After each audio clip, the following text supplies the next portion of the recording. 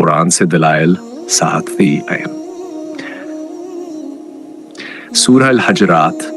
اے لوگو جو ایمان لائے ہو، نہ مرد دوسرے مردوں کا مذاق اڑائیں، ہو سکتا ہے کہ وہ ان سے بہتر ہوں، اور نہ عورتیں دوسری عورتوں کا مذاق اڑائیں، ہو سکتا ہے کہ وہ ان سے بہتر ہوں، اور نہ آپس میں ایک دوسرے کو طعنے دو، اور نہ ایک دوسرے کو برے لقب سے پکارو۔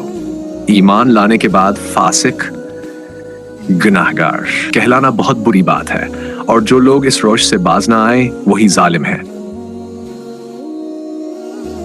سورہ الہمزہ۔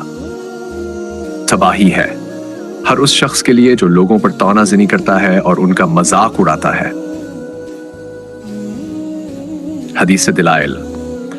حضرت عبداللہ بن مسعود رضی اللہ عنہ سے روایت ہے، رسول اللہ صلی اللہ علیہ وسلم نے فرمایا، مسلمان کا بھائی ہے، نہ اسے ذلیل کرتا ہے، نہ اس کی بے عزتی کرتا ہے۔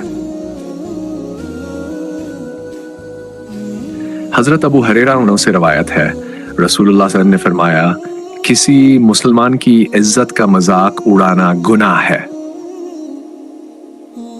مذاق اڑانے کے نتائج: یہ لوگوں کے دل دکھانے کا سبب بنتا ہے، نفرت اور دشمنی بڑھتی ہے، عزت اور آخرت دونوں کا نقصان ہوتا ہے۔ اسلام کا اصل طریقہ: اسلام مسکرانے، اچھی گفتگو اور عزت دینے کا درس دیتا ہے۔ اگر مذاق کرنا ہو تو ایسا ہو جو کسی کی عزت نہ گھٹائے بلکہ خوشی اور محبت کا سبب بنے۔